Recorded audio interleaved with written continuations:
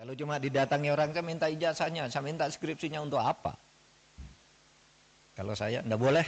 Saya lihat di TikTok. Seakan-akan, apa? Mahfud MD sekarang sudah berubah. Gitu. Sudah mendukung Pak Jokowi. Dia mengatakan bahwa kalau ijazahnya Pak Jokowi palsu, keputusannya tidak batal. Lah iyalah, bukan karena mendukung, memang begitu. Coba, teori apa yang bisa menyatakan itu? Kecuali pidana ya. Kalau pidana personal, bukan pada keputusan ketatanegaraan. Iya, saya bilang. Yang saya katakan begini, ada yang tanya juga, Pak Mahfud, Anda kok enggak ikut-ikut nih?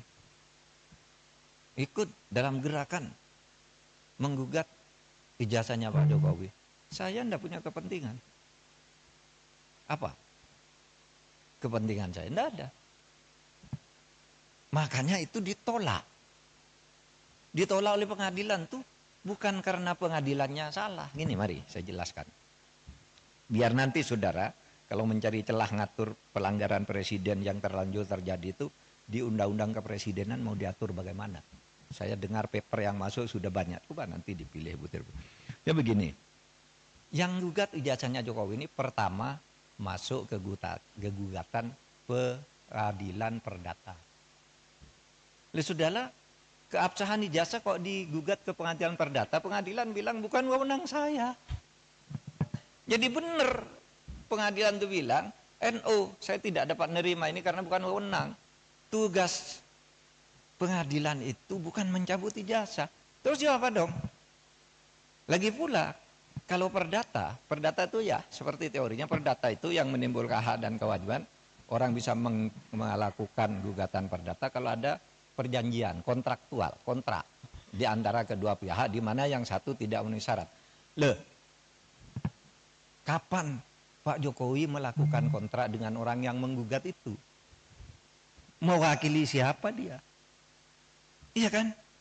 Pengadilan begitu. Saya tidak membela Pak Jokowi, tidak juga membela pengadilan. Benar dia, justru kalau dia memutus salah. Pengadilan negeri itu. Terus kemana dong? Tidak ada kok. Pihak yang dirugikan siapa? Secara perdata. Siapa yang perdata itu kan pribadi dan badan hukum privat. Oh kalau gitu pindah ke PT UN. PT UN juga menyatakan tidak bisa nerima. Kenapa? Kalau saya dinyatakan mencabut ijazah tidak sah. Seharusnya Anda minta, kalau mencabut ijazah itu minta ke UGM. Karena UGM yang menerbitkan, masa PT UN? Dan lagi pula apa rugimu secara ketatanegaraan, ketatausahaan negaraan? Pencabutan itu minta ke UGM, mau UGM yang mengeluarkan. Kok saya disuruh menyatakan tidak sah? Kalau Kalimantan Sur nyatakan tidak sah, pasti NO dong. Kalau mungkin minta agar pengadilan memerintahkan UGM untuk mencabut gitu, itu jadi perkara, pihaknya jadi UGM. Maka saya bilang, wah UGM tidak usah melibatkan diri lah, apa buang-buang waktu begitu. Dan orang tidak berwenang juga. Lembaga hukum perdata privat, kelompok orang datang ke UGM memaksa saya meminta lihat ijazahnya Pak Jokowi, tidak bisa. Kalau begitu setiap orang bisa datang ke sana minta melihat ijazahnya Pak Mahfud itu apa. Gitu. Misalnya, saudara nulis nih kayak ini. Profesor Dr. Muhammad Mahfud MD SHSU, benar. Tapi sekarang yang beredar Profesor Dr. Muhammad Mahfud MD SHSU MIP. Yang di kepres yang terakhir itu ada MIP-nya. Saya tidak pernah mengusulkan nama MIP itu. Tapi saya tahu, kira-kira orang yang membuat kepres ini tahu bahwa saya punya gelar MIP dari UGM. Tetapi MIP itu sudah ditulis di SU itu, karena saya lulus UGM S2 itu. Waktu itu lulus, tahun 87 itu gelar S2 UGM namanya SU, Sarjana Utama. Sesudah itu ganti MA, Magister Artium. Sesudah itu berubah Magister Ilmu Politik, Magister Ilmu Hukum, Magister Ilmu Teknik, kayak gitu-gitu. Sebenarnya SU itu sudah mewakili MIP. Kalau orang lalu minta ke pengadilan cabut, cabut, saya tidak masang sendiri, saya tidak tahu.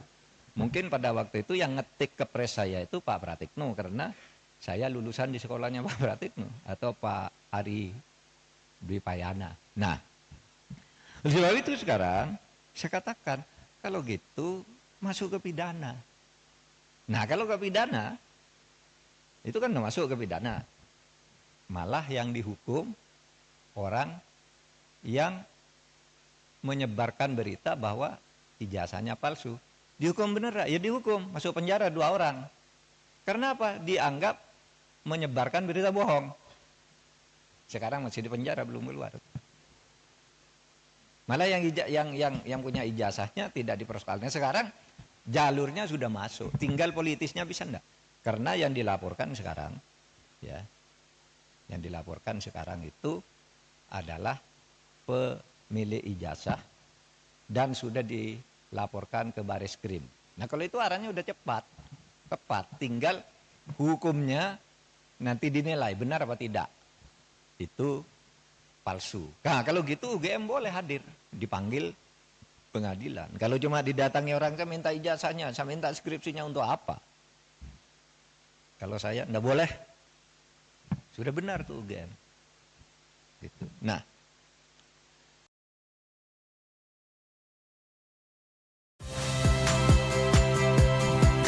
saya Cynthia Rompas. Saksikan program-program Kompas TV melalui siaran digital, pay TV, dan media streaming lainnya. Kompas TV, independen, terpercaya.